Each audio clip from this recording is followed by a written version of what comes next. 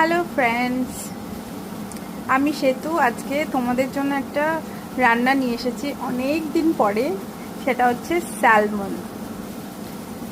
অনেকেই স্যালমন খেতে পছন্দ করি, লাইক আমার ফ্যামিলি সবাই আমরা স্যালমন খেতে পছন্দ করি, একদম ফ্রেশ স্যালমন। ঠিক আছে, আজকে আমি স্যালমন রান্না করব। আমি এটা ফ্রাই করে নিয়েছি। এবার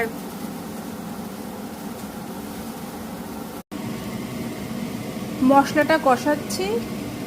এর মধ্যে আদা, পেঁয়াজ, রসুন, টমেটো, ধনে গুঁড়ো, জিরে গুঁড়ো, গরম মশলার গুঁড়ো, লঙ্কার গুঁড়ো সব কিছু দিয়ে একটু কষিয়ে নিচ্ছি, একটু নাড়াচাড়া করে নিচ্ছি।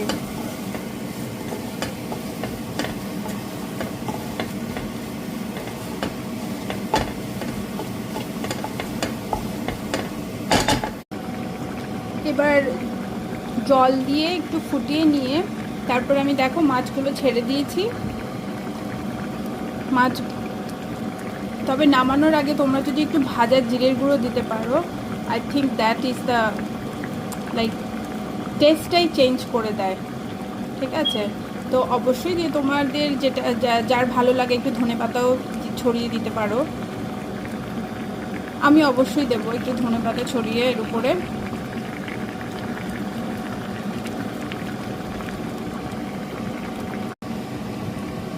আমি ধনেপাতা ছড়িয়ে দিয়েছি। ঠিক আছে, দেখো এবার দেখতে কত সুন্দর লাগছে। ইয়ামি না? I like it. My family everyone likes this.